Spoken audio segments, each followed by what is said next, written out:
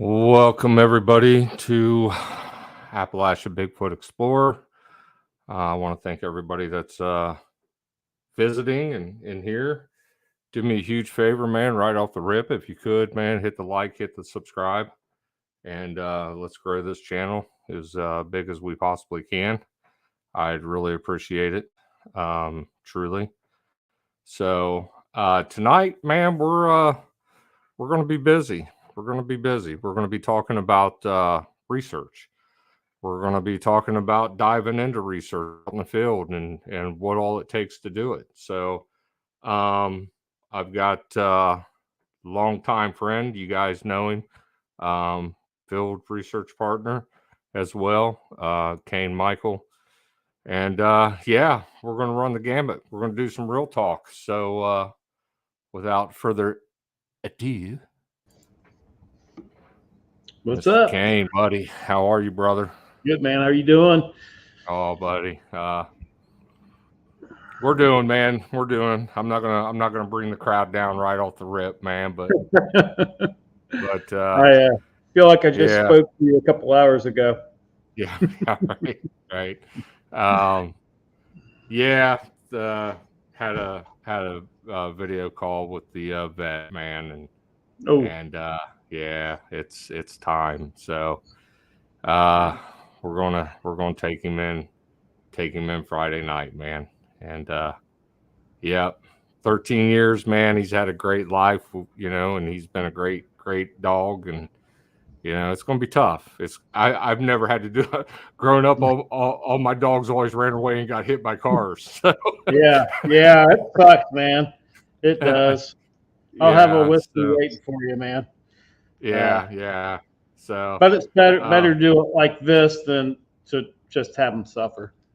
Yeah, exactly. Like we have to. Yeah, right. Yeah, broken asses. So, but tonight, man, yeah, we're gonna jump in and we're gonna talk about what we do and how deep we go with research and the data that we collect and how much we collect and why we collect so much that we do. It's very important for those that don't understand why we collect so much. So yeah, but tonight also, everybody, I've got a special guest here with us, and she's going to be our guest host. She's going to be the one asking the questions. So she's backstage probably puking right now, and yeah, so I'm going to bring her out and we're going to get this started.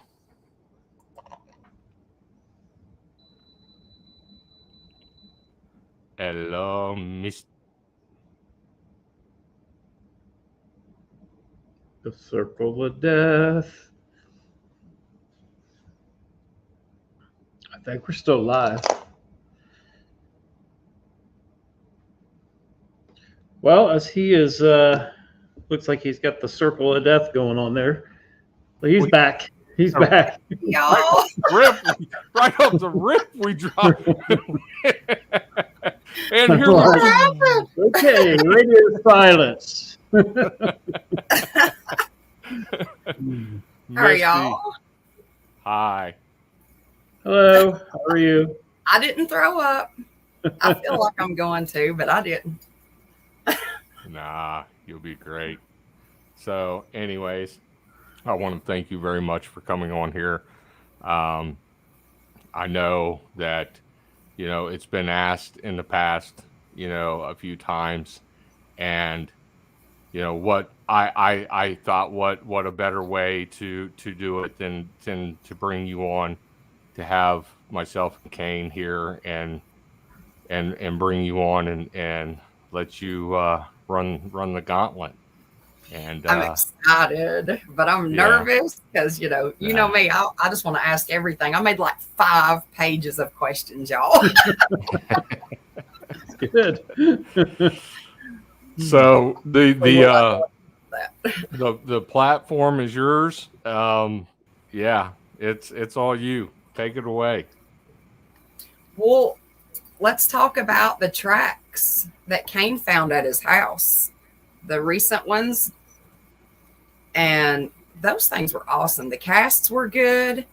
I know you said you'd found another one and was out of the material. Did you ever I see did it. one? Well, yeah, the one I just posted about, I actually left work, went and got more casting material, and that's what I've been doing. Been doing the same exact process with that as I did this last one. So I've been out there right up until it's time to get in here and try to get washed up a little bit for this. And it's the same thing. So when I first saw that, what I saw, I have a real long driveway. It's tree covered for anyone that doesn't know. Very, very wooded area. And I watch, and anybody that follows my House of Enoch page knows that over the last year, I've been watching because there seems to be things that cross occasionally across the driveway. And I set up things to try to find out when that happens. And I see this. At first, I wasn't sure if it was just a big slide because you never know.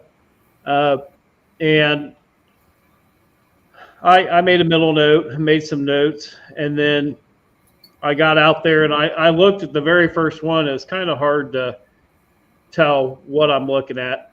But as I went up, just the next little incline there was a really, really nice one.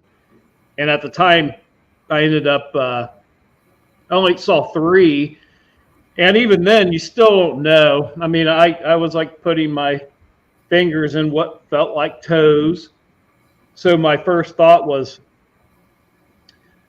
I'm just going to cast one, just see what happens, and pull that out, and then kind of make a determination about the rest of the stuff.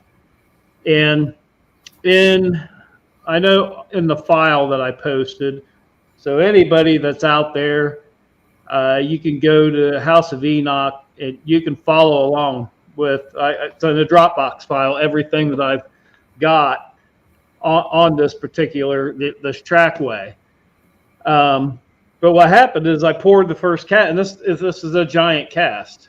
And I didn't have enough casting material. I didn't know that at the time. I used all of it.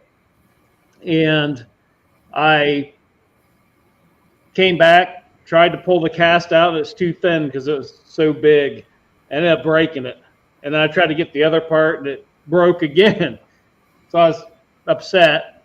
But one of the things I was able to pull out of that cast was this, which looks like a really, really big toe.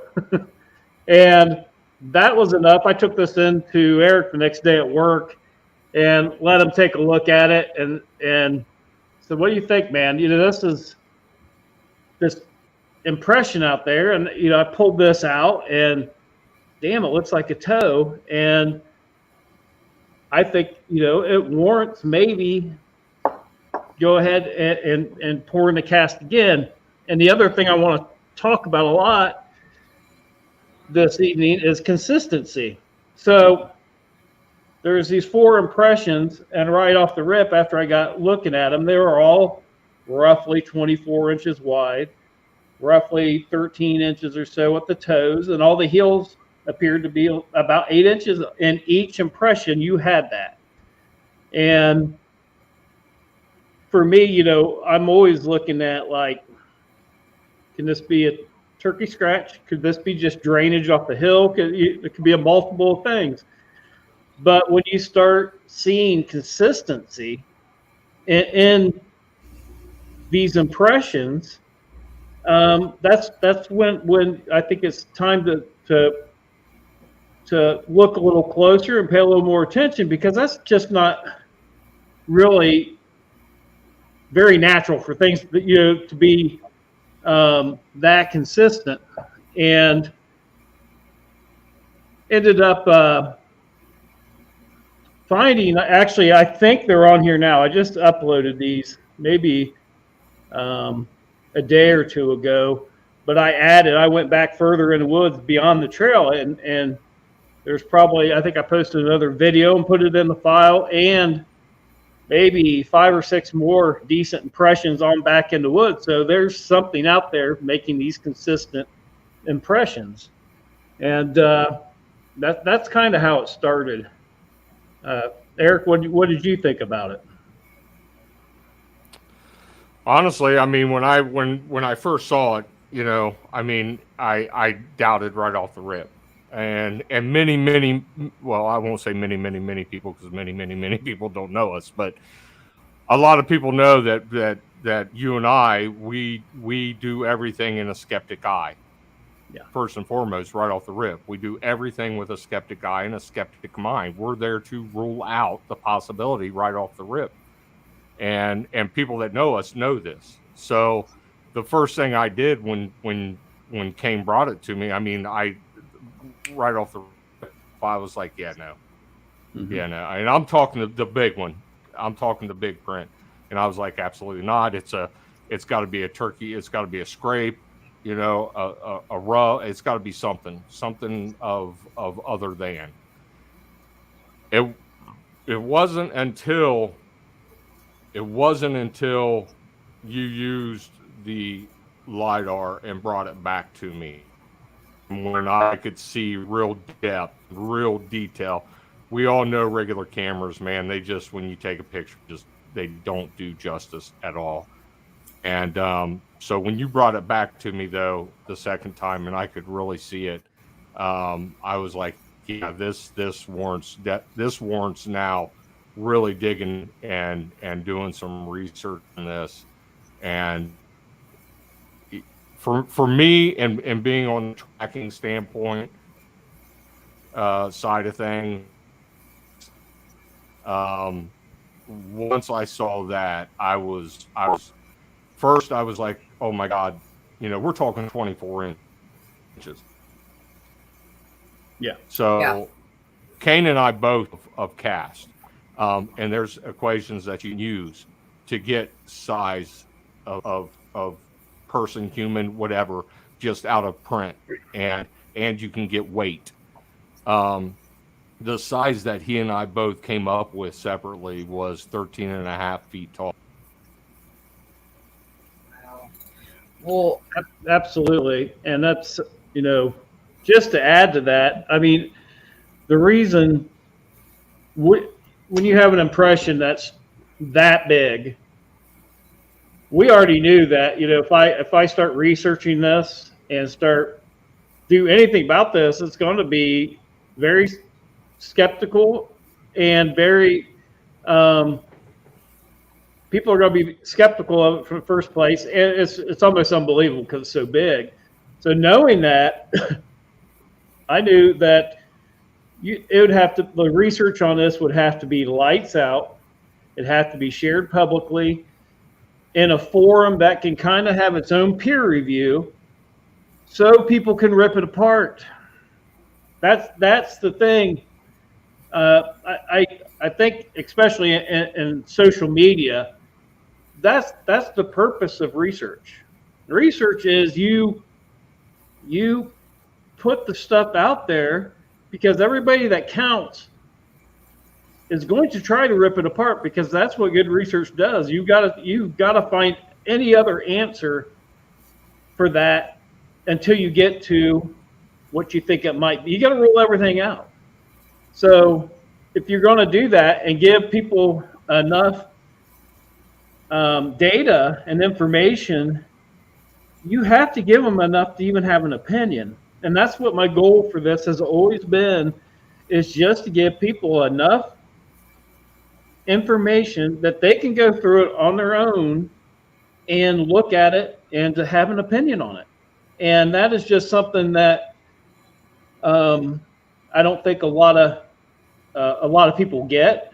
You definitely don't see it on social media very much, but that's the end of it, is whether you find it to be something else.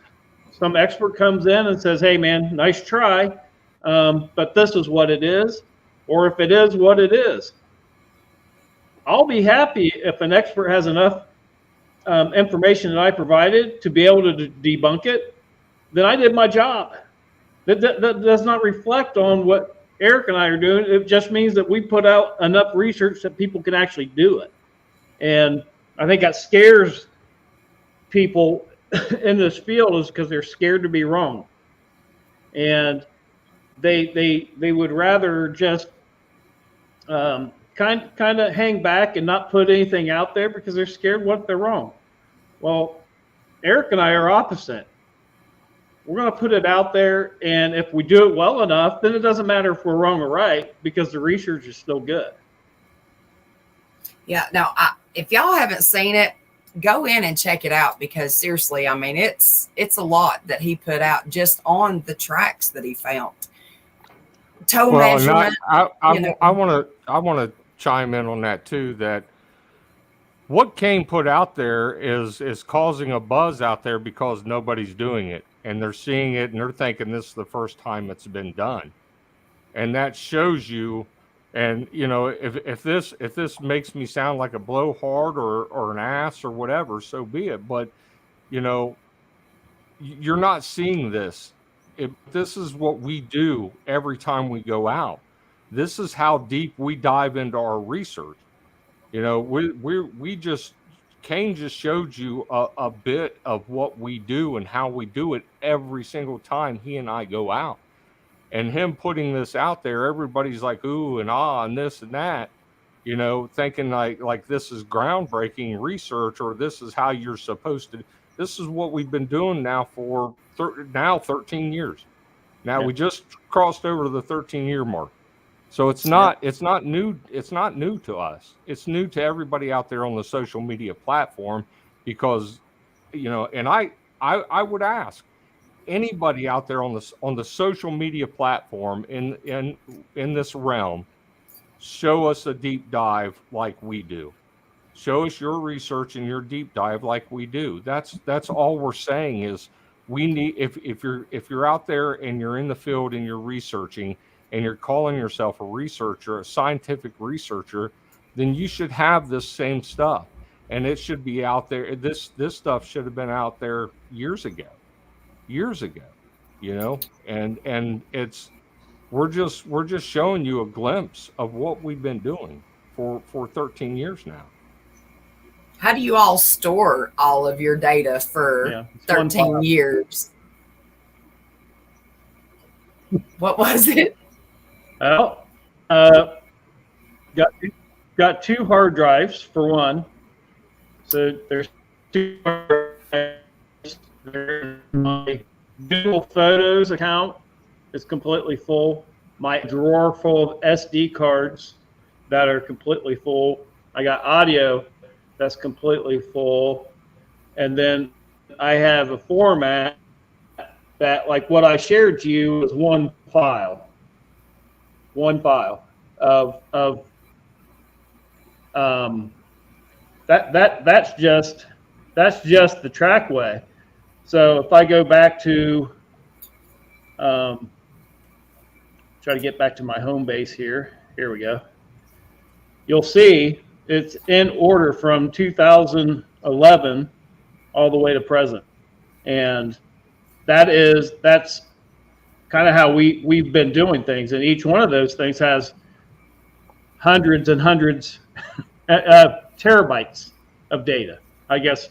So it's stored in multiple places and also on a platform, you know, on Dropbox. That to get it where we want it will take months, probably. I would assume, because it's been stored for 13 years now, and Eric can speak to it as well. Yeah, I mean, we both do the same thing, and that's a lot of people don't understand that. Kane and I have been together we've been friends for many, many, many years. We've been doing this now for 13. When we both go out together, he has his way of doing research. I have my way. We both deep dive on what it is that we're both going after. And then we bring it together at the end. and we combined it at the end and store it together. I have, like he said, I've got tons and tons and tons of thumb drives and hard drives. You know, it's, and yeah, it goes all the way back to 2011. It's what we do. It's how we've done it. When I walk up on a structure and I just don't take a picture and call it Bigfoot and walk away from it. When I walk up on it, I'm thinking human or Mother Nature right off the rip. But when I start digging into it and I'm measuring everything there is to measure on that structure and around that structure, I'm measuring depth of how far they're in the ground. I'm measuring, if I can at the time, if I've got my scale, I'm measuring weight. I'm doing all kinds of stuff, and it's all being documented. Every bit of it's being documented and recorded and stored away. It's dated. That's what I was getting at right there. I know it's kind of hard to see, but here's the files, you know, from every year that we've ever done this. And if I want to say, hey, Eric, when did we start tracking tree structures? 2014. You can see all the pictures in there all the way back to 2014. So it's all there. And then there's subcategories, you know, like, you know, the first couple of years we did this, the research, it wasn't really that good because we were learning. But, you know, definitely when Eric had his sighting, he's got gigabytes of information off of that I know. I don't know of anyone that has that kind of data from a sighting to a trackway to, I mean, everything he's got on just that one sighting to kind of back up that, hey, I saw this thing. He has a sketch artist do some work on it. And it's the same thing like with my thermal image. That's a subcategory of thousands of gigabytes of data just on that. So as the years go by, we're tracking stuff, put it in a file, and then when the big events happen, then we super deep dive into whatever that event is, like this trackway, you know, to kind of bring it all back in. We feel like, you know, if we're gonna, I'll just say even myself, if I'm gonna put something out there and say, well, this track here, or these 4 tracks might be a Bigfoot, and I really truly feel in my heart that I'm looking at this mythical creature and I have evidence of it, and I don't do this amount of research on it, then I'm a clown. I'm a clown. And this research is designed to where you can take it to an academic and not be embarrassed. You know, we've had conversations with people like Amy Boo's group, you know, Project Zoo Book, where you know, I'm sitting in there in a conference room with nothing but accolades. Now, do you think I'm going to go there with a picture and a story and try to impress these people? No, this is the kind of research you have to do. This is based on going somewhere like that and saying, here's what I got, you know, tear it apart and let me know what you think. And not be embarrassed by it, because I know the research is good. And talking to them, first thing they're going to tell you is, that's all well and dandy, but, you know, stories don't get it. A picture without anything else doesn't get it, because they have to go to their people and get funding. They're going to go ask for $5 million to research a subject. You can't go in there with a little bit of data because it might be over somebody's head. No, you give them every bit of what you have, and that's who it's designed for. And then just sharing this like this is for just to try to share to people, like, let's let's take this field up a notch and start upgrading our own data if we ever want to move this thing forward.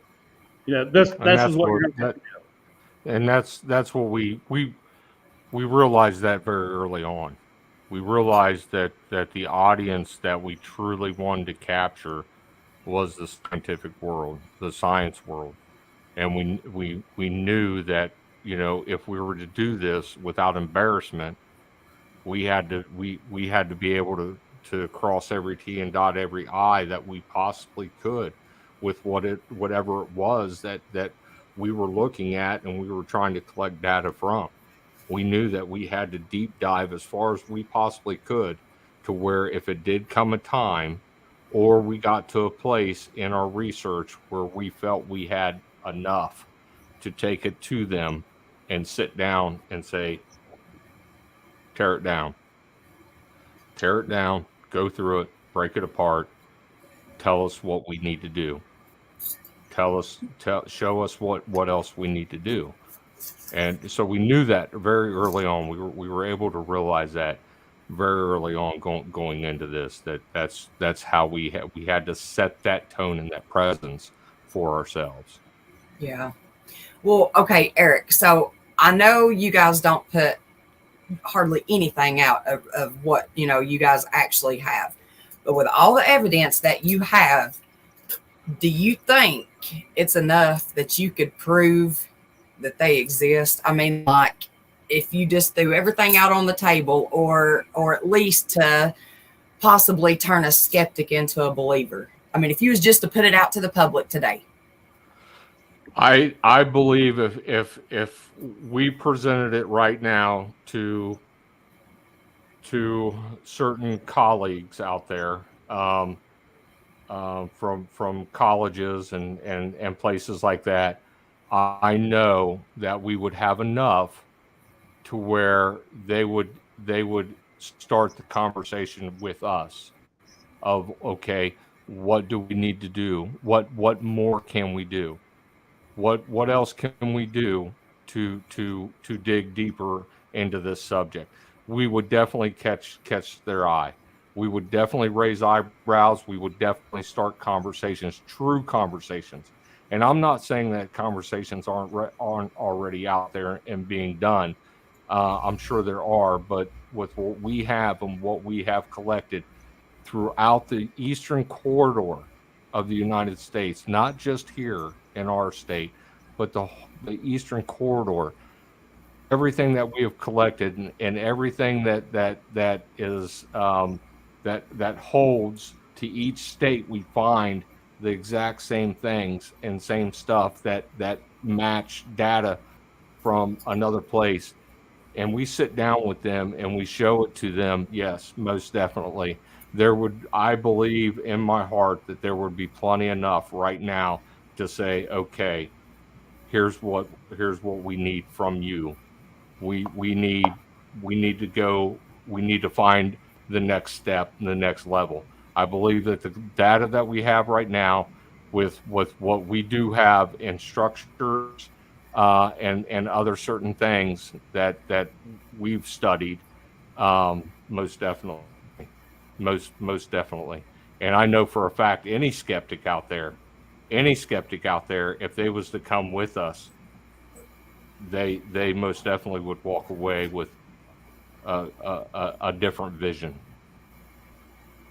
Do you think you'll ever put it all out for everybody and just tell everything, or? We've discussed that quite a bit, and we are going to put a lot out there in the next documentary coming. Now, it's going to be an ongoing conversation as we get closer to filming the next documentary. Whether or not it's all shown, that's a very deep conversation that Kane and I have, and I don't see it. I couldn't do it either. I don't see it happening. There's just so much that goes in with saying no. There's a lot. that goes in with saying, no, you're not going to see it all. I don't blame you. I don't blame you at all. Yeah. Well, Yeah. let me ask you this: when you find a print or a sign, how do you go from there when you just lose the tracks? Like, what's your next step in finding that trackway to keep following these things? So for years, I have found certain things that don't match up to known animals, and if I lose an actual impression, if I lose an actual impression in the ground, um, then I start looking at the ground itself, the foliage on the ground, and what it's doing, and depending on the type of day it is, the temperature of the day, all of Mother Nature comes into play. So I start studying that. But then there's other little things that I've noticed through the years, at a higher elevation, at a 6 to 8 foot off the floor. Certain things that I've captured throughout the years that known animals just can't reach.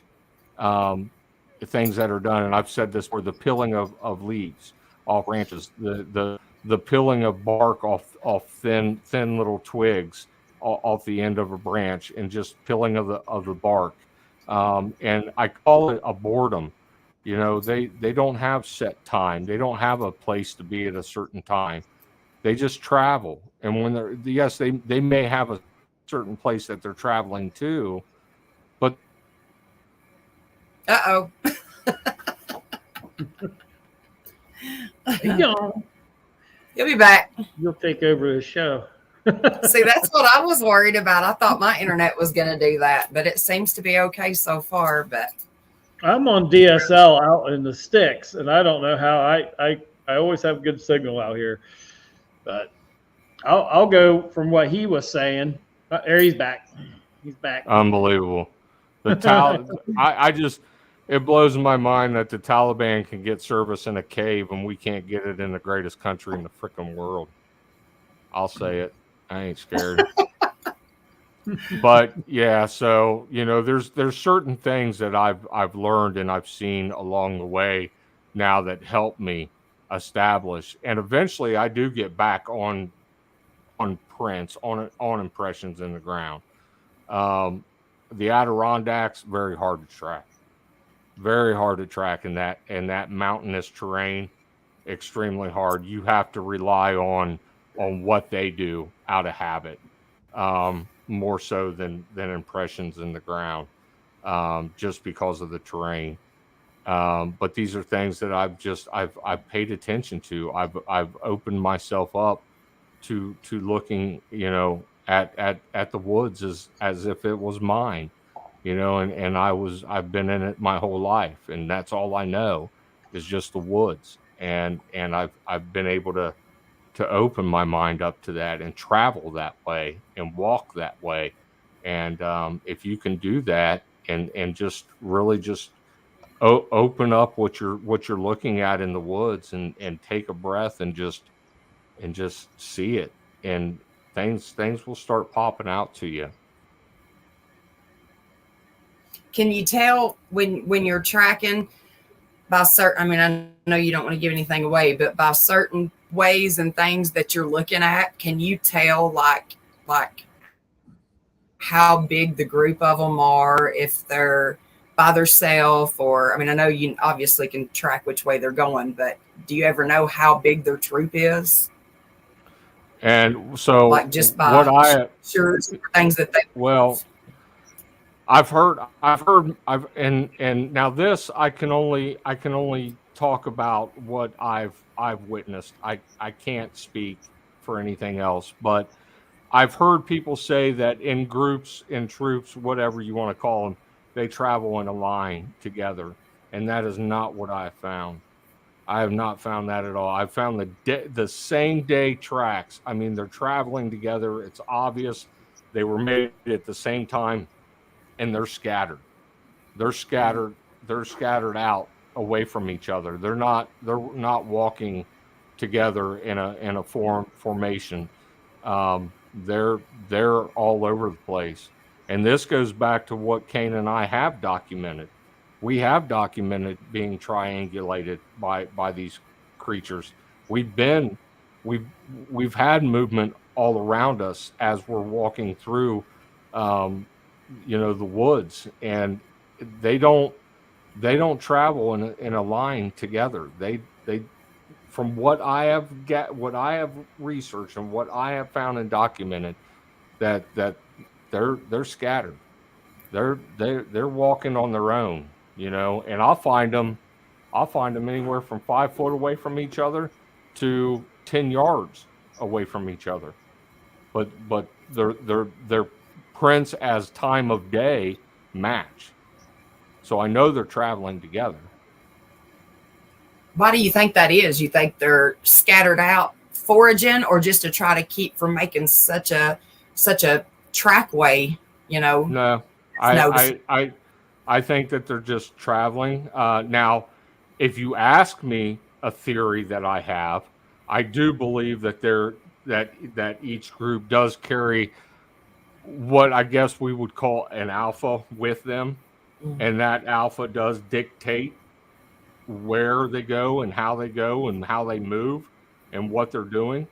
And I believe that certain individual, if they're not a rogue, and I call it a rogue for those that aren't part of a group, but in a group, I believe that alpha is the one that depicts the structures and reads the structures and navigates the others.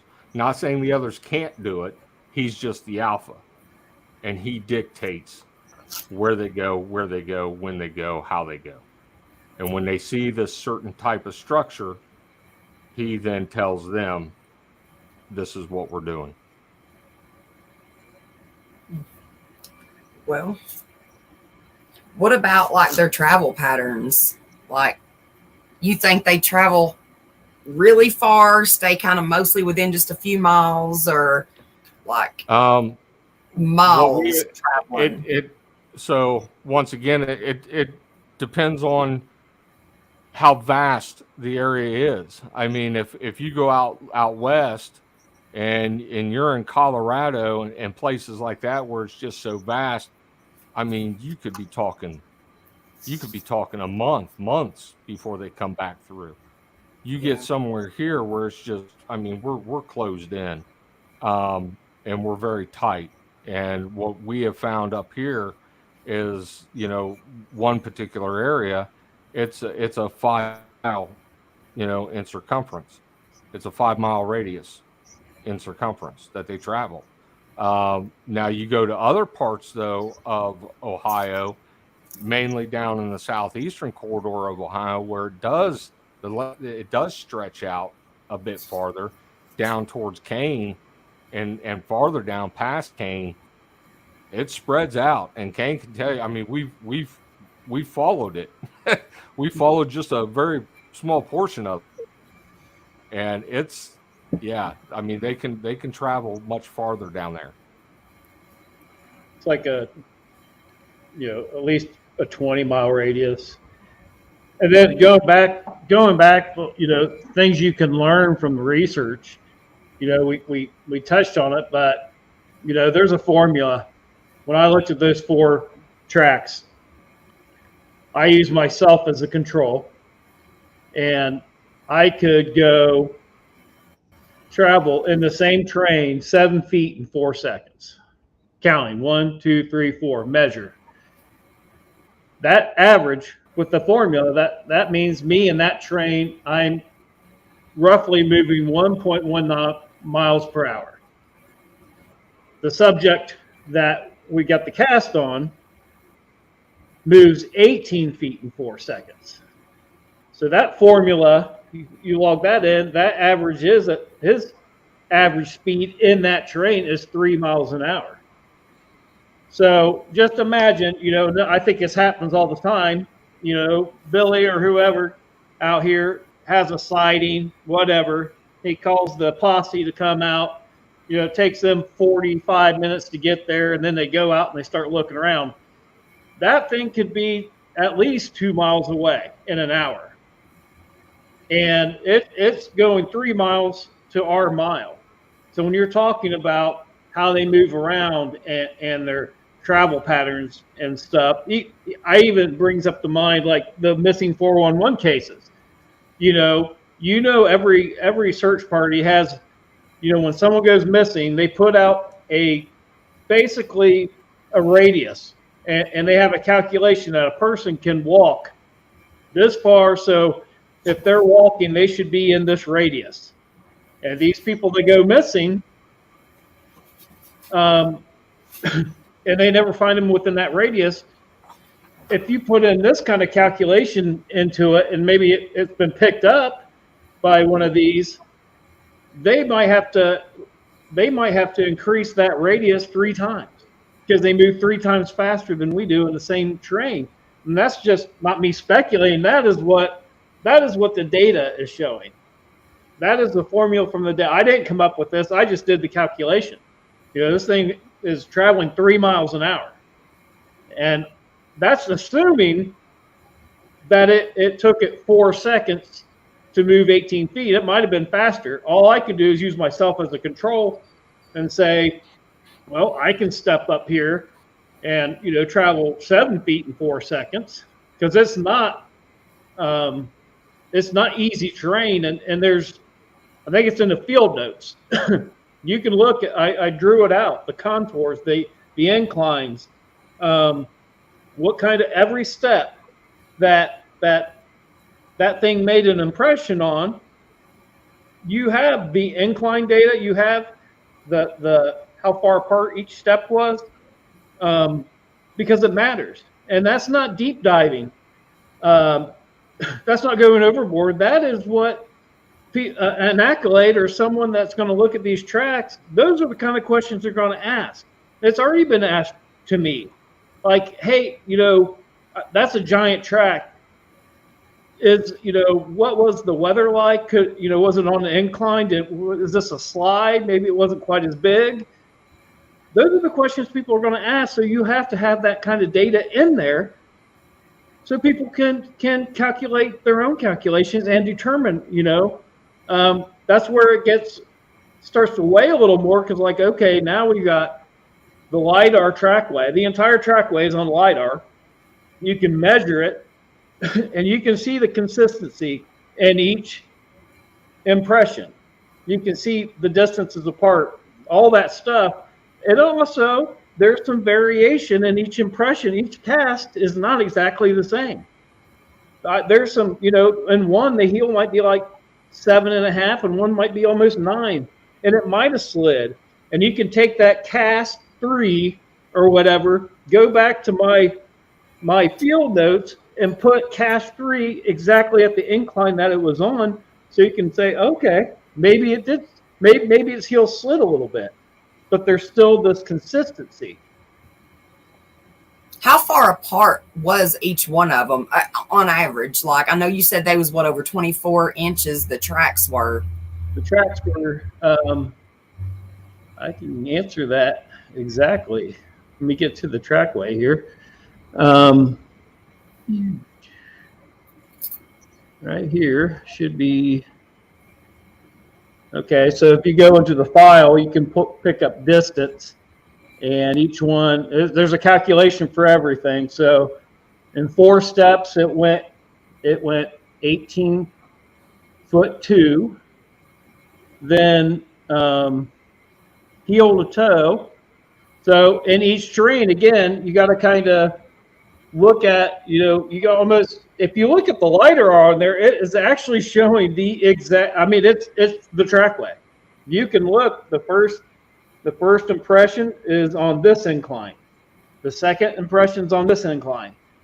And from impression 1 to impression 2, it's stepping up. It's stepping up in height. Because the first step is like on a 60-degree incline like this.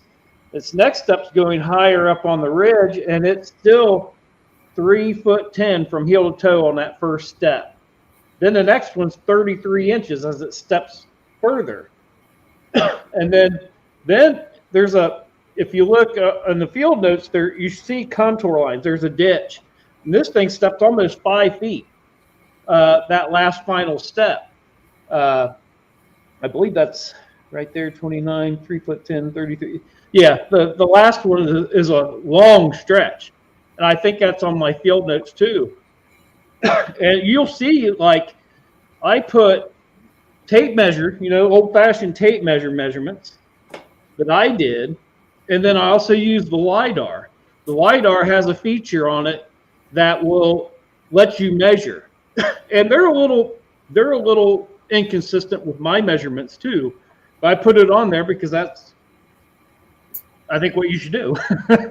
So I looked at it. I thought it was really good. Yeah, it's pretty cool. And it's high def. It also can show you, like, you can almost go down it. Each impression. See, there's variation. The first one's 24 1/4. The second one's 23 3/4. The next one, which is on kind of a slide, is 25 1/2. And the next one on the LiDAR is like 22 3/4. So that's all done on the LiDAR. Once you scan that in, then I can take that thing, move it all around, and look at it from any angle that you want, and then you can measure whatever you want. Even like the Eric mentioned weight. You can look inside the LiDAR, and you can put point A to point B and get how much weight each step was, where it was at. Like the heel always seems to have a lot of weight in the heel and then the toe area. And then again, use myself as a control, because at least you have a known weight with me and how far, I went out there and tried to walk nearby and LiDAR that so you could use my weight as a control and do calculations on that. Most people's going to look over something that size. No, that's who's really going to think, unless it's like you guys, as much as y'all get out and do this, that you're looking at something that could actually be that big and be a track. It's unbelievable. That's huge. I mean, even if we're looking at it, even if we're both sitting there staring at it, and we actually determine that it is not a non-human bipedal, we will still spend, and we've done it, we'll spend 35-40 minutes on what we think looks like an impression. Well, what we thought may be an impression, but then we decided no, it isn't. But we'll still spend an easy 35-40 minutes on that, just to collect. It doesn't matter if we think it's Bigfoot or not. It has to be recorded. It has to be recorded. Just to have it. That's exactly. And technology being what it is. I mean, when I started introducing technology, as technology advanced, and I started introducing technology into what my skills are in tracking and identifying and knowing how to track these things, and I started putting technology with it, and as it advanced, I mean, that upped my game. So I deep dove. I mean, I went deep into it. I had to.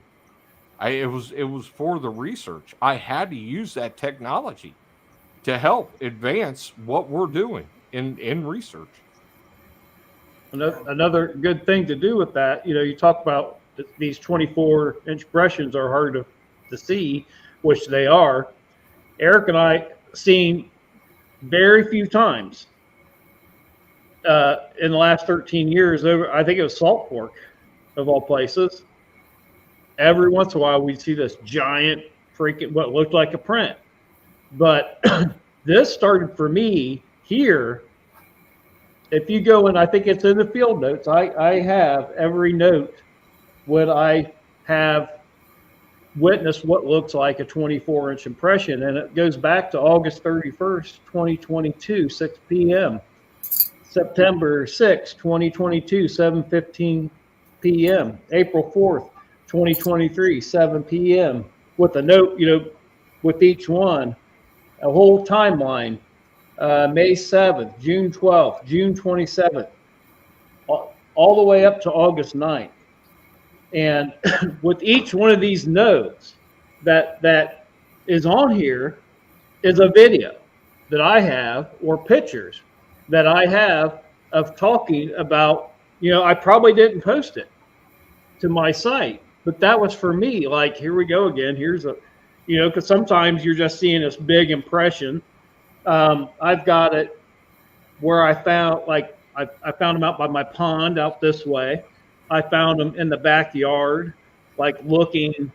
The one by the pond looked like it was something was staring at me on my deck right here.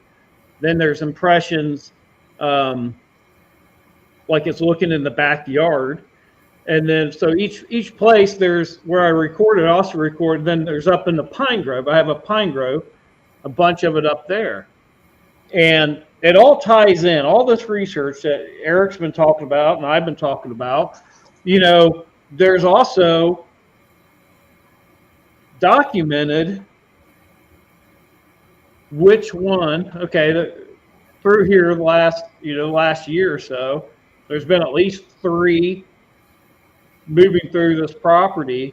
But each time, we're not just tracking we're tracking who's first, who's closest to the cabin, who's furthest away, and I can tell you right now, Eric's exactly right. They don't travel single file.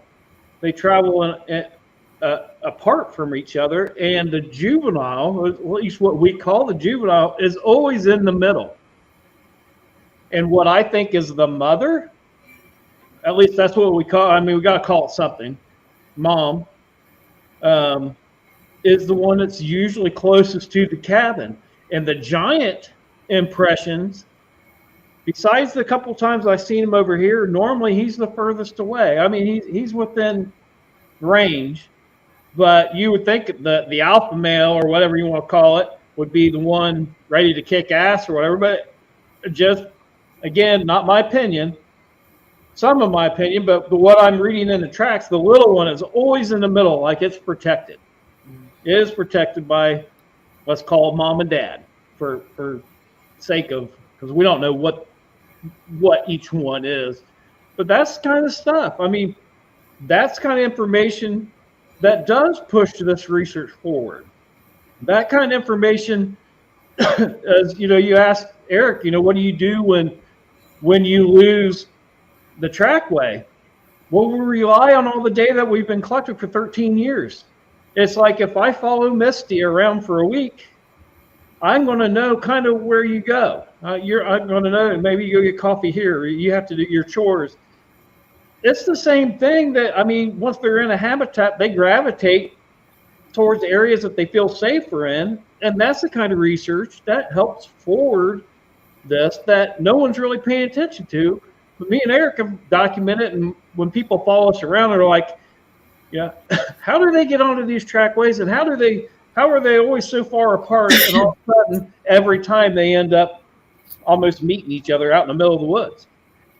It's because we're relying on doing data like that. I know the one time that I went and I followed you guys, I had to keep grabbing Kane, and I was like, where's he going? Show me how he knows what he's doing. And Kane's like, he just shakes his head, and Eric's just trekking on. But literally, we were finding a lot of sign. And I have to say, you guys are good at your job. One thing that, and actually, Larry was there. Larry put it on his YouTube page.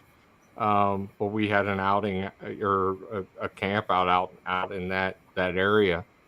And, I knew when I got on the track and I was tracking this thing, I knew we were within minutes. That's how close we were to it. And you can ask Larry, I told him, and we were heading up to, we were on the side of a ridge, and we were getting ready to get to the top of this ridge and crest over it. And I told him, I said, I guarantee it's on the other side of this ridge. I said, the only hope we have is to catching up to this thing and hopefully get a sighting is if it stopped. If it stopped, we may get lucky enough. I said, but we're within minutes. And I tracked it up on top of the ridge, and we got to the top, and as we were getting ready to crest over is when we started hearing the clacking. So there's been times that, you know, it's not just talk. It's not just we're just, you know, blowing hot air. You know, people have been witness to this and what we do.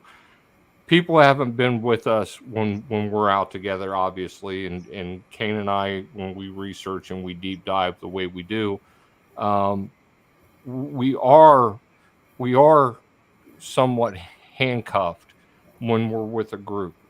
Yeah. Because there's things that we do together that, yeah, we do together privately in our research. And it's very hard for us to do that, you know, when we're out in a group. And it's not a non-trust or anything like that. It's just things that we are working on that we want to keep private at that particular time. So, you know, people that do go out with us, they see very little of what we really do. But what they have seen, they've seen in multiple places with us. And they know that it's not just talk, that we can really, truly do this. And the reason we can really, truly do this is because of how we've done it for 13 years and how we've deep dived for 13 years. And then that goes into, well, everybody should share. Everybody should share their evidence. And you know, Kane knows my thoughts on that, and I know Kane's thoughts on that. I don't agree with it. We hear that a lot. We hear people say, well, we know you guys hide certain things and you keep, but I also have to say, I have 477 videos that I've posted. You know, tell me someone out there that has shared that many videos on just research. I share a lot. Sometimes it makes him mad, you know. You know, like, dude. But so when I hear that, and people are always like, well, you know, give us a little more, that's where my brain goes to. It's like, man, I've got 477 videos you can watch right there. And on top of that, you know, just sharing a file of a trackway. I know what's out there. I do. I know people have done it, but I don't know how many people have actually just given it all that to the public and say, here, you know, we're not hiding everything. There's certain, and there's a reason why there's some things that we keep quiet. Some of it was still being investigated, and some of it, honestly, goes to these things themselves. Not everybody deserves to have this knowledge. I'm sorry. And when you asked if Eric, if we're going to share it all, I was shaking my head no. That's a hell no for me. I'll share a ton, but there's some things for me that is a hell no, because there's just people that don't deserve to know it because people are idiots, and I'm not giving that away. Not what's taken us 13 years. And once you do that, actually, once you're boots on the ground and you're the person, and like we did, and you see this for yourself and you make this discovery, you're not going to be, you're going to have so much respect for this thing that it makes it hard. Now, we've talked about sharing something on a completely different platform that we just started talking about that I'm much more apt to do. But it won't be per se public, but there is, we do have an idea that we're not going to get into right now, but that's my thoughts on it. I mean, it just, You know, I don't blame you. I mean, that's a lot of years, a lot of research, a lot of work, data, everything that you guys have collected and worked on, just to hand it over to somebody that doesn't get out and try to do anything. They're just wanting a handout. I mean, I agree. it ruins it too. Here's the other thing. When I mentioned there's ongoing things, it ruins the research. Once you do that, you're done. Because now from that point on, you don't know if someone heard your podcast and they are out, because people will do exactly, you know, what we tell. They'll try to do, and this is not. We don't do it.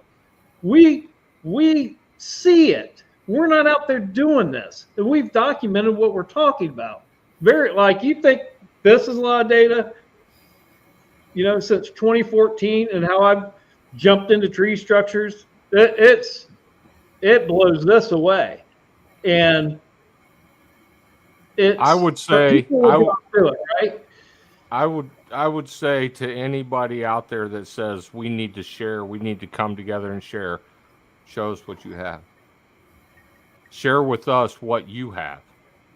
And I'm not talking a picture of a shadow in a tree, you know, or a stump, you know, 50 yards out with nothing to go with it. I'm showing us. I'm saying show us what you have in your research. You bring your stuff out. If you want to share, bring your stuff out. We have shared an awful lot in 13 years. We have shared an awful lot to this community in 13 years. You know, and I have not seen anybody share back what we have shared in 13 years.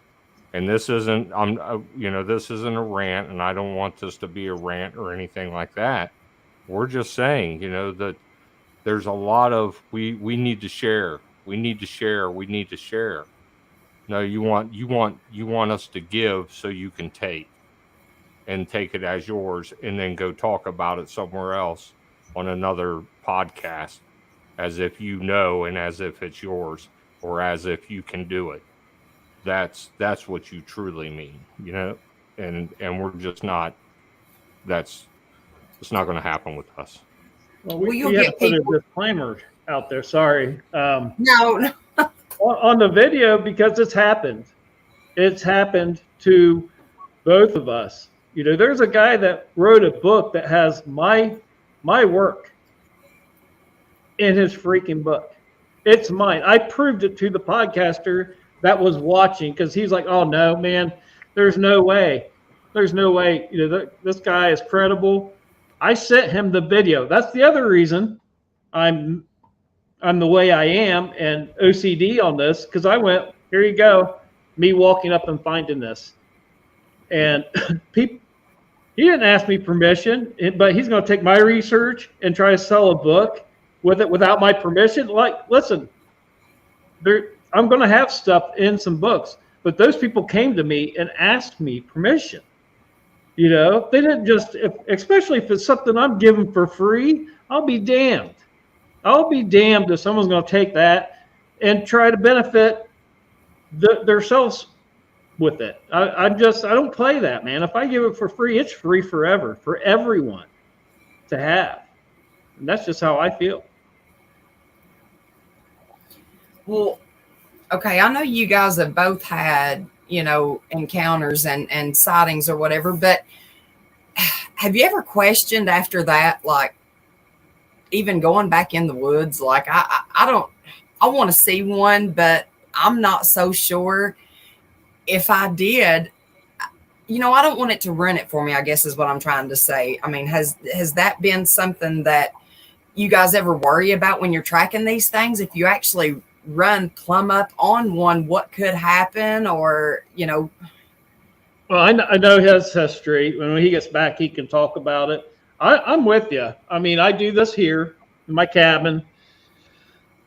I don't know. I mean, when someone says that they could be traumatized by what they saw, if I see this guy in person, yes, I might move. That is, I don't know. I can only ask you that I hope I could recover from it. But I don't know how something like that, Eric could talk about it. He was traumatized. It took him a long time.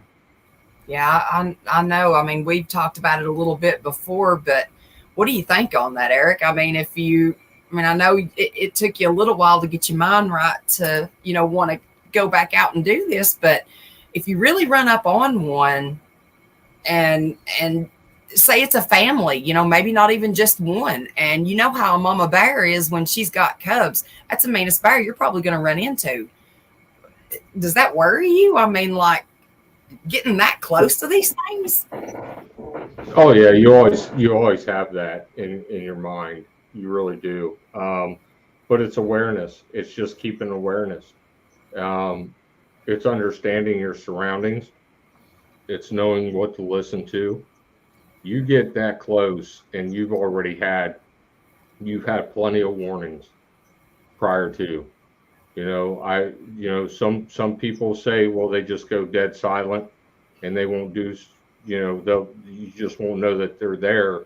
What we have found many times, once again, I can only speak on what we have done and what we have witnessed, that you will have multiple warnings prior to, and I couldn't imagine not heeding those warnings and continuing on what would take place. um, Me personally, you wouldn't be walking out. You would not be walking out. To your point, what mama bears do. When her cubs are there and you get way too close and you come up on them, you know what happens. We've seen videos of it. I look at it the exact same way. They're at the end of the day, they're an animal, and they're an animal in the wild.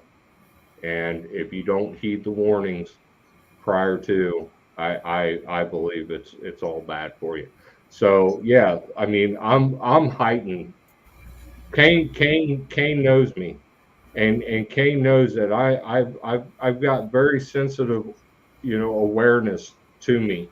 I'm very heightened. My senses are very heightened when I'm out there, and I can pick up on. He can pick up on things, but I can pick up on a lot of things, and I listen to it, and I pay attention to it. And that's one thing that he and I, though, have also done for all these years. We've known when to say when, and that goes to a respect from them. When you're in a research area for so many years and you're researching that area, and you know that you're getting interaction each time you go in, you're finding things, you're researching things, but you're also getting interaction to a certain point, and then when it's time to back out, you back out. And we've always given that respect. We've always given that respect to them and their space. We're in their home, and when they say, "Hey, we're shutting down. It's time to go," you go, and you have to respect that. But there's always that sense of, yeah. There's always a sense of there is some fear in there at certain points, when certain things happen. You have to have that fear with you. You can't throw fear out the window. You have to have it with you. Well, yeah, it ain't like you guys are walking 500 yards in. I mean, you guys go miles and miles back in there tracking these things. I mean, it may take you all day and all evening to walk out from where you're at. I mean, that's scary. I don't care who you are. I can tell you something. The farthest we've been was the Adirondacks. And that was, I mean, you're talking hundreds and hundreds and hundreds of thousands of acres of just flat wilderness. I mean, 8 million acres. Wow. 8 million acres. 8 million acres. And I mean, that's the deepest we'd ever trekked. And I mean, we were deep. So, and the things that we found, if you're from upper state New York, and if you're listening to this, the things that we found up there are much larger than down here. when it comes to structures and what we believed to be made by something other than human or Mother Nature. They are much, much larger in size. I mean, and then you try to visualize a size of the creature that's creating these things, but they are huge up there in that area. Massive, massive structures. I have a little story about just talk about, so I've had some sightings. Eric's looked at one in the eyes. Okay. And I can tell you this, we go out really far, we hike, way out with our hammocks. And that's one thing me and him do. So I remember it was a couple of years ago, but I had a bottle of Fireball or something with me. And not much was going on at the time. It happened later. But I drank the bottle of Fireball because I'm like, now nothing's going to go on. The one thing he told me, and it has stuck with me ever since, is he's like, if you would have saw what I saw, you'd have never drank that damn bottle of Fireball, being out there like where we're at. And that stuck with me from that point on. I only drink half bottled now. No, but I'm like, okay, like that guy, he's seen something, yeah, I've seen some big things out in the woods, but he's looked at, he has a whole different type of reality. And that's where, when you say, what would happen out here if I see that big son of a bitch, I don't know. Might be a for sale sign up in the guy, might be enough for me. I don't know. So you're faced with that. And there's stuff out here that scares me to death when it happens. It's something I think is in your genetic code, freaks you out, but you have to swallow that. Especially, like out here, something will happen and I have to kind of just get a hold of myself. But it freaks me out every time. It scares me to death every time. And you got to get a grip. I got to walk out of here in the winter, 5:30 in the morning. It's pitch dark. You can't. You just have to get a grip on it and do it. And that's the same thing we do. A couple of the longest nights of my entire life has been with this guy, miles from anywhere, getting messed with all night long. And you're praying for the sun to come up because you think you're going to freaking die. And it ain't fun anymore.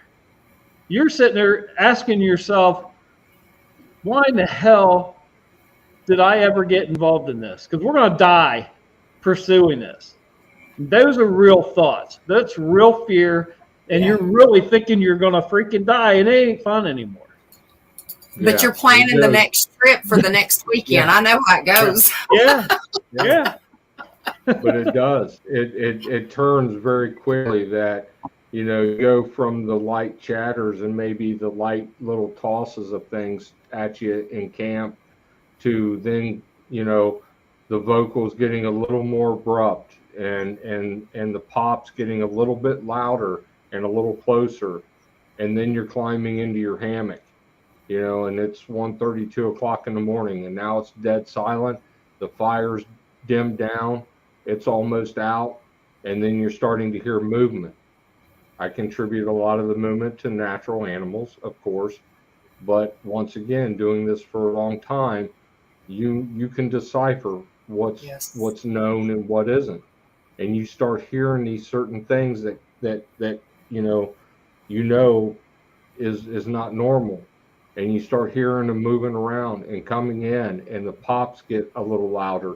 You start hearing grunts then. You start feeling the vibrations. You start feeling the tone in your body itself.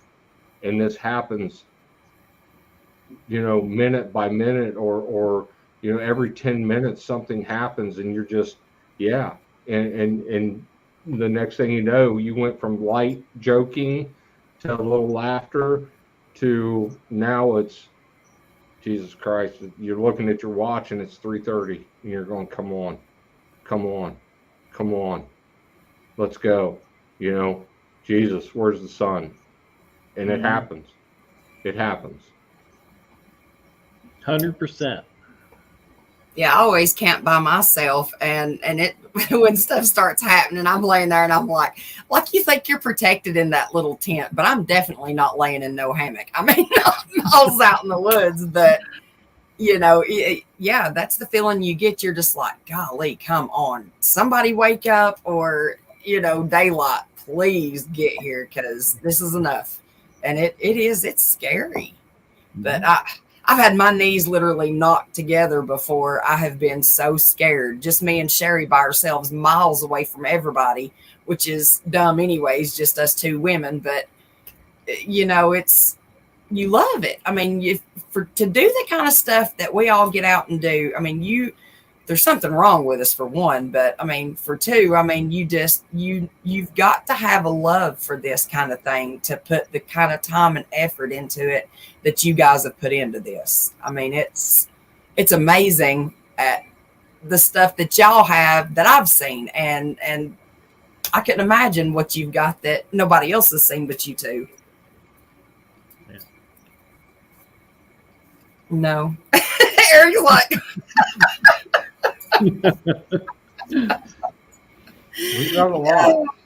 We have a lot, and we do have it, and it is stored, and, the comment was also made that, what Kane had put out there was too much, and the average person they're going to shut down on it, and they're not going to, it's just going to be too much for them.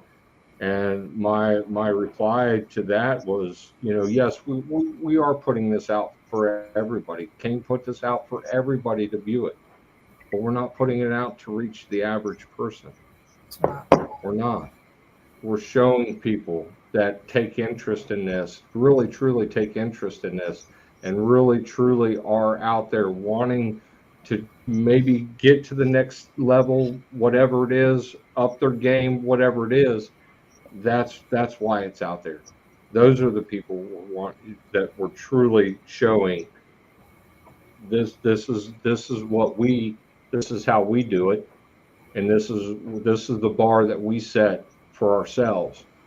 So yes, I would expect, if I'm setting a bar, and I tell this to my guys at work, if I'm setting this bar for myself, I expect you to meet it, or accelerate it, one or the other.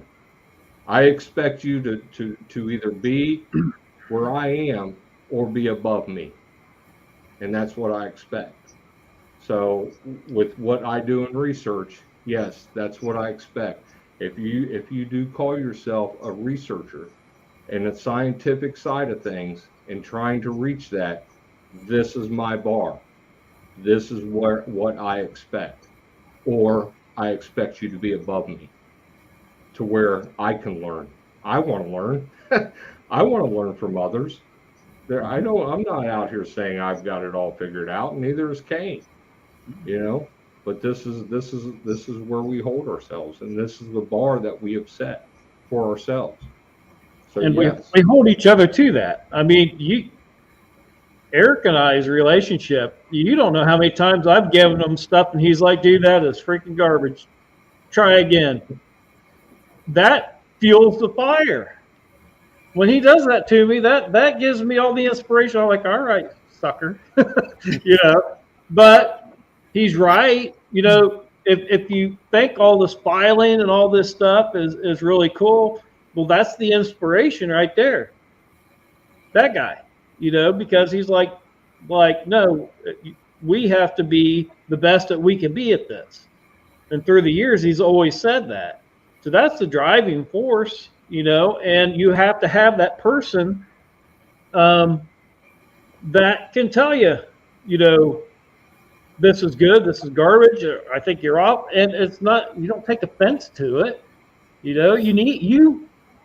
People steer way left when they don't have somebody to say, just stop, just freaking stop.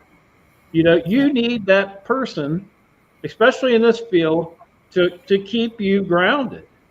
The whole reason House of Enoch never mentions the word Bigfoot's from this guy. He's like, because 13 years ago, he said, you can't call it a Bigfoot if you don't see it. You know, until you see one run across and you catch it on, it's from this guy. And it served me well. You know, my site, people kind of respect that because you're not making a claim. You're just throwing the evidence. That's what this whole file is about. It's not making a claim. It's giving the viewer enough evidence to have an opinion, and that is all. Well, okay, like track size or whatever. Another reason I can see you guys not wanting to just give everything away, you all know as well as I do how many people have put up casts, and you know as well as I do, you're looking at this and you're like, man, that ain't nothing but a double step bear track that these people have cast, and they have no idea what they've got. They think they've got a Bigfoot cast, you know, a good one, and they do look good. But unless you're out really doing the kind of stuff that, you know, you got to do to learn this, you wouldn't believe the people that put that crap out there. And it's crazy. And they really think they got something. But if you know what you're doing and you're looking at it, you can look straight at it and be like, nope, that is not even what that is. Well, that and the pristine cast. That's like, you look at all of ours cast that I've ever done, they're kind of hard to decipher. But then you go out to places and you see this perfect thing that looks like a foot, like it gingerly placed its foot in sand and got a perfect pour and the toes didn't move. I question those as well. Yeah, I mean, the cookie cutter print, think about it. I mean, this thing is traveling. This thing is, when it makes a print, not an impression, but a print, this thing is moving. It's moving. It's traveling. That print is not going, even if it's just standing still, when it goes to move, it's going to slide. It's going to do, the toes are going to dip. The toes are going to spread. The heel's going to dip back or dip in one way or the other. It's going to move as it's standing up if it was squatting, or if it's just standing there and it goes to move again. That footprint is going to change. And you get these cookie cutter prints. Those are the ones we question. That thing hanging back here on my wall, that's a print. That's a print of a creature that I looked in the face and then turned and stepped away. And that's what a print looks like of a bipedal walking. It's not going to be a cookie cutter print. And that was in mud. You want to talk about a perfect, print in mud that you can cast, that's it. And that's the ones that Kane has. The ones that I question and that he does, it's those perfect, just cookie cutter, I question those. I do question those. I'm not saying they're not real. I question them. Yeah. And if you do go back to you and Spencer's podcast, on one of those podcasts, I explained what you look for in a double step bear print, the weight, the displacement, how the back paw sets into the front paw, what it does. So if you want to hear that, go back to whichever podcast it was, and I explained what to really look for in that. We've seen so many things. I've seen scrapes. I've seen deer scrapes. I've seen turkey scrapes that look like a freaking print. Yeah. They look like a freaking print. But when you get down on your hands and knees and you look at it, you can see the scrapes. You can see the rubs. You can see all that. That's a bear double step on LiDAR. It's from here. And just like he was saying, you can look at that print. Even when I casted it out there because I knew it was a bear double step. That's my reference. That is my reference to everything that's out here. My biggest fear with everything that I do out here, especially tracking, is one, is it a bear? Because there's bears out here. Bobcats. And my biggest fear too is I'm always looking at deer prints. Deers can step step into something and look like toes. So all that's running into my mind. And so I'm not just looking at that impression. I'm looking at like, are there deer walking through here? Did a deer slide? That's my biggest fear is making, a dumb mistake and really, really analyzing, everything that we cast.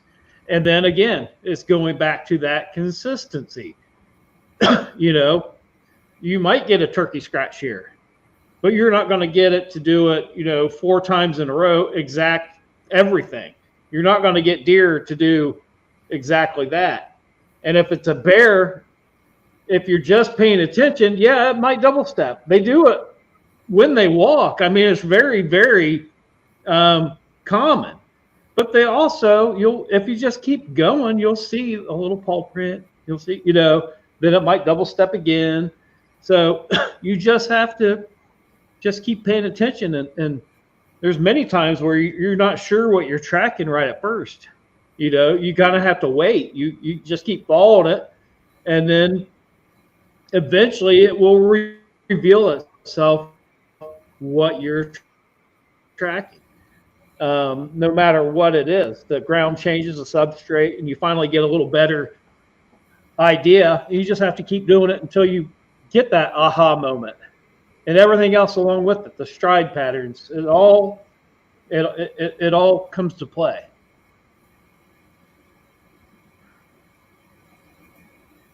Eric, I don't know how long you're wanting to talk or how many questions you're going to let me ask, so you just tell me when. You got something, say it. You got something. No, throw it out there. I don't know what's the y'all's favorite place that you've ever researched, whether you've found anything or not. What is the absolute favorite place you've ever been to go looking? Oh, geez. Different for each of us, for different reasons. Yeah. I'll throw one out there just because it was so cool. Devil's Canyon. I love that place. See, he takes my thunder. Every time I let him talk first, he takes my thunder. Every damn time. I should have just told him to shut up. No, I'm going first. Go ahead. That's it. I mean, that was the Adirondacks was awesome too. And I mean, quite honestly, here in Ohio, it's some beautiful areas here. We get out sometimes and just, especially Southern Ohio. I put the beauty of Southern Ohio can match almost any state out there. It's really pretty. That's it. Go ahead. He doesn't even want to talk now. He's just like, he done. I stole it all. Or that he's frozen. Can't tell. Or he's playing. Well, let's see. What about okay, I know you're using the LiDAR and all that. He can tell his favorite when he comes back, but we've been very fortunate. Oh, there he is. Through the years, on my internet's acting up, so I don't. And we'll give him a second and see if he'll come back. He'll be back. He's like a bad penny.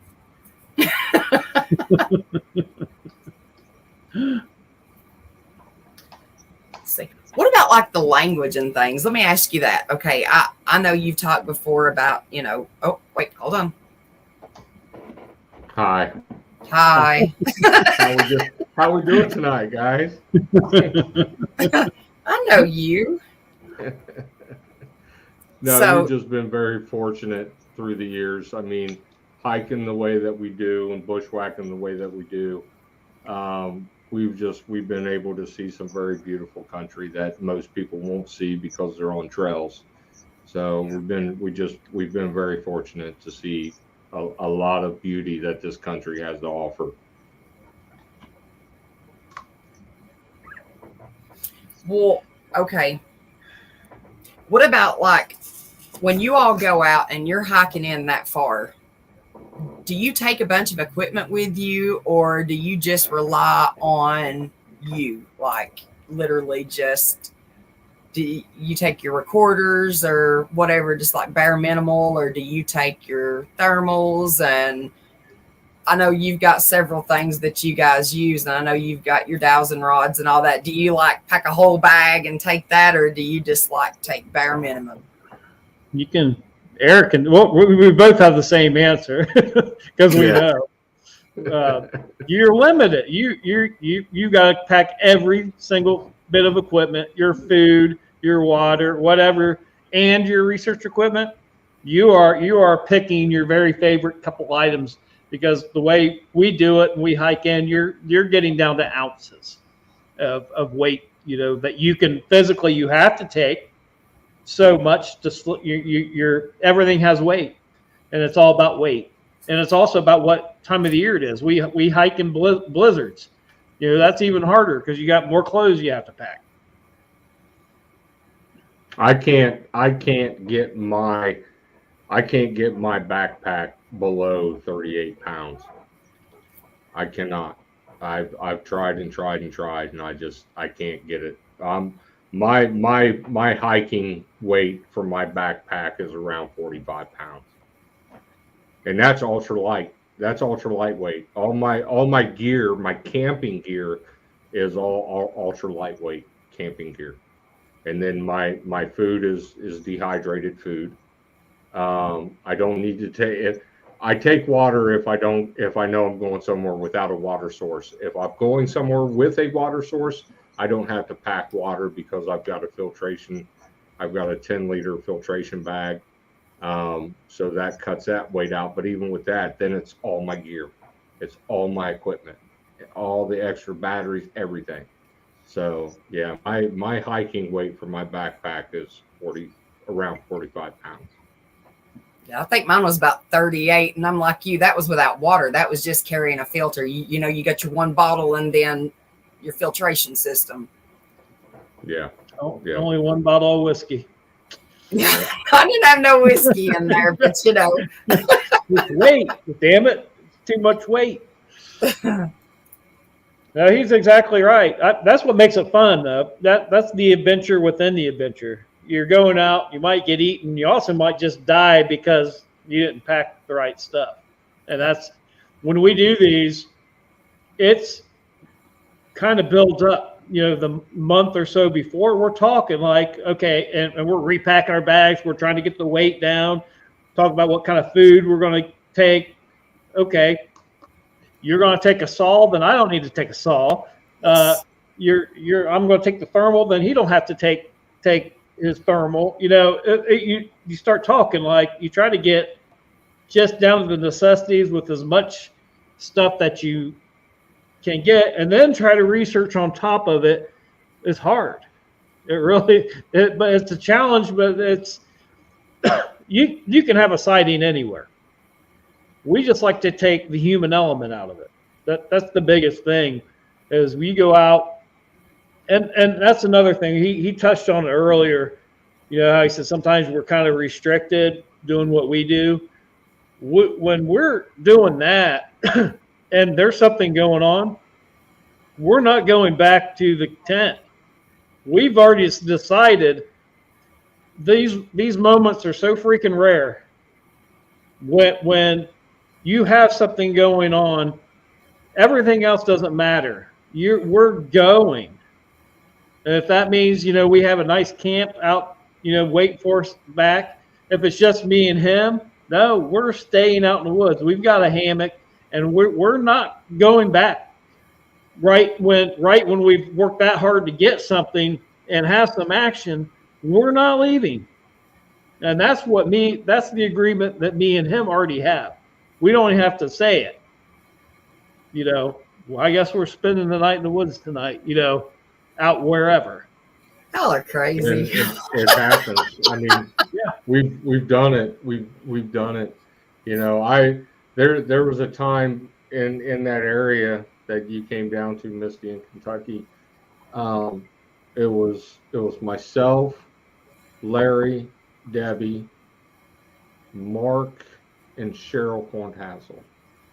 And I got on the track. I got on this trackway, and I got Larry and Debbie with me, and Mark and Cheryl make a hard right, and they go up above us on this ridge. And I'm tracking around the bottom shelf of this ridge that they're on, and I noticed this thing broke stride on us. And it went from, I can't remember what the actual stride was, 4 feet, I'll something like that. But then it broke stride, and I could tell it picked up speed because the strides were getting longer and farther away from each other. So I knew it hurt us. At that point, I knew it had hurt us, and it started moving. So I picked up pace. Well, then we get to this particular area, and I noticed that instead of making a hard right and taking the higher ground, which blew my mind that it didn't, it turned left and dropped down into this big gully. And I was at that point, I'm in the moment, and I'm moving. But I realized that was one of the very first times we had all been in that area, and we weren't familiar with the area. And I knew that I had Mark and Cheryl back there behind us somewhere, and I didn't know where they were. And I was like, what do I do?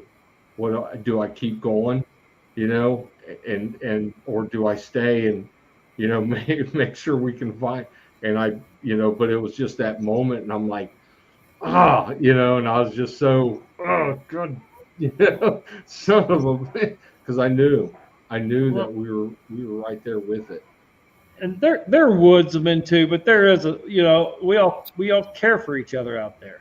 Yeah. So yeah. You don't want to leave someone, because what if they start looking for you? Yeah. So it just adds an extra element. Where Eric and I, I stepped on a wasp's nest one time, and he just filmed it as I was getting stung by hundreds of wasps. He was just sitting there, and I'm running through the woods, like taking my clothes, like, yeah. If I disappear, he was like, I'll find another partner. But yeah, that's what it is. You care about the people you're with, and you want to make sure everybody's not misconstrued in their information, and like they might think you're lost, you might think they're lost, and so it's, in a lot of ways, it's just easier with two people. We do our thing. Most of the time when we're out there too, we are not hiking together. We're usually probably 50 yards apart, because we like to cover as much ground as we can, and we're doing our thing. And all the hour, hundreds and hundreds, thousands of miles, literally, that we've hiked, we're usually by ourselves, and then we have calls that we do to kind of let each other, or if something's going on, to kind of let each other know where we're at in the woods. But that's what I mean. We're spread apart, and then if something's going on, we'll signal each other and kind of move in together and check something out or whatever. But it's kind of, we've got that worked out though. We know kind of how to track each other without making much of a fuss about it. We kind of always kind of know the general direction that each other are at. And you'll find when you've done this long enough, you'll find yourself just automatically gravitating towards the areas that they're going to be in, or that they have been in. It just happens. That's how we meet up. When you deep dive into it the way that we have for as long as we have, you just automatically gravitate towards those particular areas that will house these creatures. It's amazing how you adapt that, into yourself. People always say you guys are apart, and then somehow you come back together without. That's because we're both using the same knowledge. Even though he's on this side of the ridge, I'm on this side of the ridge, we're both that knowledge that we have will take us to, because we're following the same thing, the same habitats, the same. We're just do it naturally without even having to tell each other. It happens almost every time we're out. We will end up crossing paths. But when it does, and I will say this too, when it does happen, 9 times out of 10, when we meet back up, we're standing at a structure. We're standing at some sort of structure, and it's either him cresting a hill or a ridge, and I'm standing there, or the other way around. And if it's me and I come up and I see him standing there, and I'm like, "How'd you get here? What brought you here?" Mm-hmm. And then that's the whole part of the another part of the trackway. I'm like, what brought you there? How did you get to this point? And then I explain how I got to this point. And then you just put two pieces together of two separate corridors, two separate trackways leading to this structure. But I was following certain things, and he was following certain things that brought us to this. And then you want to talk about deep diving. Then you really want to talk. Then we deep dive onto that main, because we have two trackways leading to this particular structure. And then you want to talk about deep diving. Yeah, that's when we really, this holds something. There's something here. This means something, and we'll spend hours in that. And I'll let him lick the sticks and sniff them and shit, and I'm out. Something there's a meaning here, and we need to figure out what it is. You mentioned earlier, you just barely touched on it. We veered away, but you said something about language.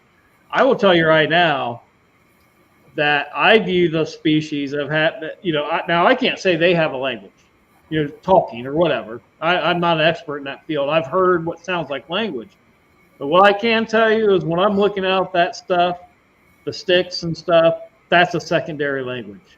And I whether it's a sign, it is some type of communication, without a doubt. Without a doubt. I view it personally, this is a second language. That it's like I don't know, if I know Eric's behind me somewhere and I break a stick to let him know, it's kind of like that, but it's still a communication. And it's way, way, way, way beyond, like, I'm not going to even argue with people about it, because you saw, starting from 2014, the research we put in it. I wouldn't be saying that if I didn't know that we have more than enough to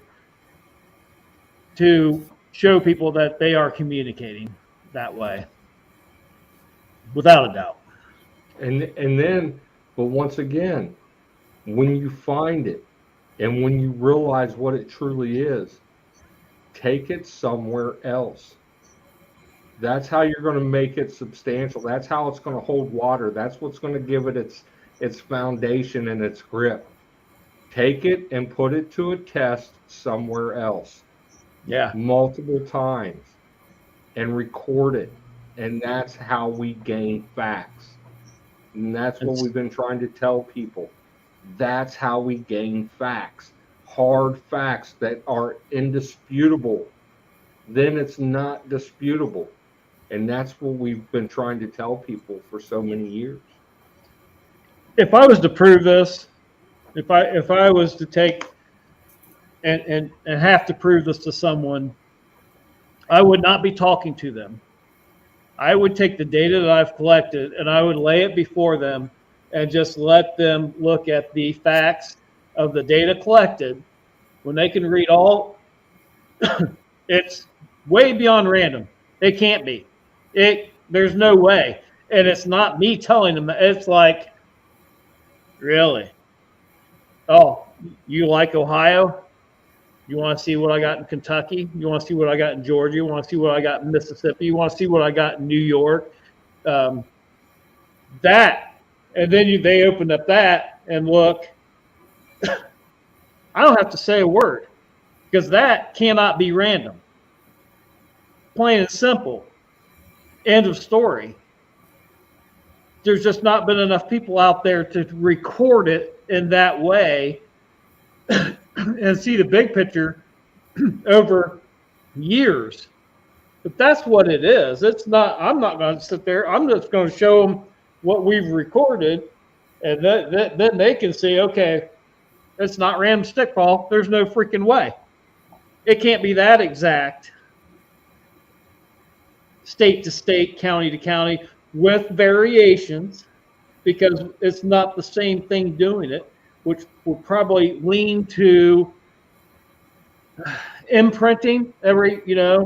We see this a certain way in New York, certain way kind of in Ohio area, and then down the more southern it goes, it's a little harder to read. I'll really admit that. It's there, but there's variations. It's probably because you're dealing with different individuals learning to do it a certain way. Around here, it is not a lie when Eric and I tell you that we go out in the woods, we see billboard signs. That's how the woods look to us. We've walked literally thousands of miles and not seen a thing. Thousands of miles. That's facts. We're not bragging. We've literally hiked thousands of miles and came out of those woods with nothing. But in those other areas, it's like reading billboard signs. It's like going down the highway to work. It's that apparent, and you cannot unsee it. Once you see it, you cannot unsee it. It's just there. It's always there. You never lose it. Once you can visually see it and understand it, it never leaves you, and it is always there. But it's putting it in action. It's putting what you're doing in action. And dating it. Make it a fact, and yes, and then which turns it into a fact. Yeah. There's the social media platform. There's so many people, so many people that are putting things out there and speaking as if it is, but they've never ever put it to the test and put it in an action mode. They've never done this, nor can they nor can they show that they've put it in action to turn it from a theory of what this might be to a fact. And that's what we're trying to explain to people, that's what we have done for 13 years. We've put everything that we've gathered into action in multiple areas, and now it's fact. And Kane is exactly right. We won't speak. We won't have to speak. We'll just crack it open and lay it down in front of them and just sit there. And too many similarities. There's just it's just repeats itself so closely. And I absolutely love my website. The people on my website, there's not a lot of arguing. There's not a lot. I mean, I love everyone. I love how it operates. Every once in a while, though, you'll get someone that just throws something out there like, yeah, that stick structure shit, it's bullshit. Immediately, I'm like, you did not put enough time into this. Because you cannot make that statement. You absolutely can't. That just tells me that person has not put enough time into looking at it at the depth that you have to look at it for the aha moment. And we have sat on stuff for 13 years and not known what we're looking at. And then 5 years later, you have an aha moment.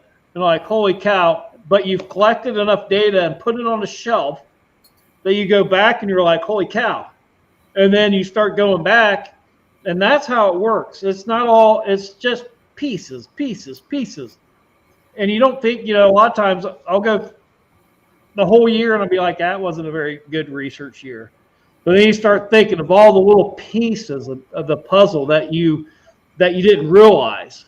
And then you kind of reflect on that, and you're like, actually, all those little pieces really mean something, and it's building.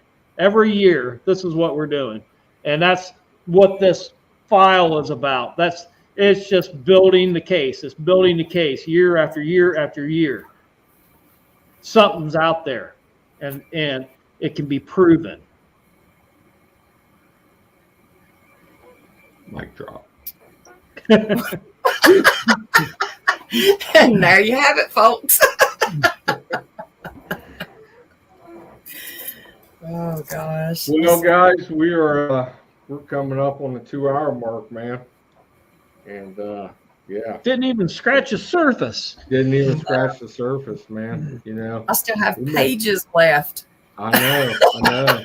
Better pick your favorite one. We should, No, we should. I'll save them. Well, yes, exactly. Save them for another one of these, you know, and we can definitely pick back up on it. So, but Misty, I really enjoyed you being here with us. I truly did. Thank you for letting me. I know I've aggravated you enough that, you know, I guess you finally decided if I don't let her come on here, I'm never going to hear the end of it. But I appreciate it. I've been a nervous wreck because I know this is important to you guys because you really do a good job and you really put a lot of time and effort into it. A lot more than a lot of people. And it really means a lot to me that you guys would let me come on and talk to you about it. Yes, definitely. And I appreciate it. I really do. So yeah, we'll have to carry this conversation on, you know, at a later date. So like Kane said, though, we're just scratching the surface. So you guys got anything coming up? You guys doing anything coming up, Misty? I think we're supposed to go to Greg's in a couple of weeks. Yeah, about 2 weeks. And Okay. I tell you, that's a boogery spot. Yeah. Alabama Go out. boogers tend to like women, it seems like. My first trip, I had a lot going on. So Yeah. I'm hoping for more this time. I hope they remember me.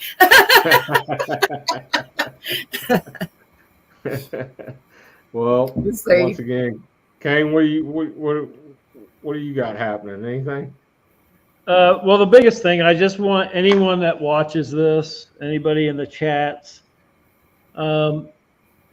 there's data. Go to House of Enoch. Everything we're talking about, there's a trackway with a lot of data. It's on a drop. I think it's video 477. There's a link. Open that and go through it. Try to debunk it. You know, you're not going to hurt my feelings. It's not about me trying to prove something. It's giving you the data to really look and try to take that data. If you really think it's something to it, there's a lot of data you can learn from the speed, everything. There is so much data that I just want people to be able to look at it and make their own opinions and kind of come away from it maybe with some ideas of how to use in their research. And that's really it. And like I said, there's maybe we'll find out when I pull the cast. There might be a whole other little series and it's going to have just as much data on it as this one. I might not post the link or anything on that, but that's what I'll be working on. I want to see, you know, it was at least by looking, it looked like a really, really good impression. We'll see. What the hell was that? Love everybody. What the hell was that? Thank you, guys. Yeah, I see the people in the chat. Yeah. Thanks for tuning in. Yeah. Reach Show out to the me. cast again before we leave. Hold it up. Show the big old foot. Oh, we didn't even talk about a lot of this stuff, you know, that's out there. But this thing weighs. And that's at Kane's house, y'all. I mean, like, I would be terrified to be there with like a dozen people, let alone by myself. I'd be It's like, kinda Eric, hard just come move in and just stay here with me for a while. There's 4 of these. There's 4 of these that, hey, anybody that's sitting there with their jaw like there's no way. I feel the same way. I feel the same way. That's why there's a file on it. That's why we deep dived it, because it's almost too unbelievable even for us. So the best way to approach something like that is just to throw it all out there. You know, if someone comes back and says, "Man, sorry, but this is actually what you got," you're not going to hurt my feelings. You'll never hurt my feelings. I just want to make sure that I provided everybody with enough data to make that assessment. That's my mic drop. All right, guys. Thank you very much, man. Thank We'll you see guys ya. so much. Thank you. Have a good night. Guys, I want to thank everybody for being out here with us tonight.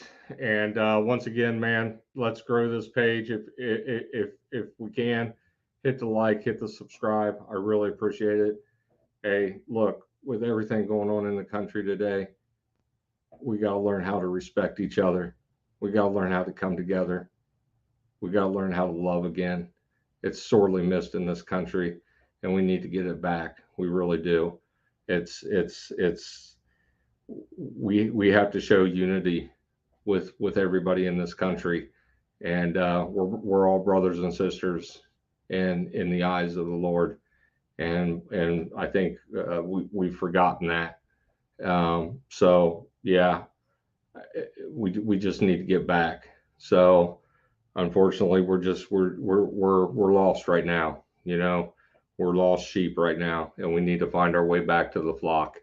So I pray every night that we do this. But until then, I want to thank everybody. Good night, America, wherever you are.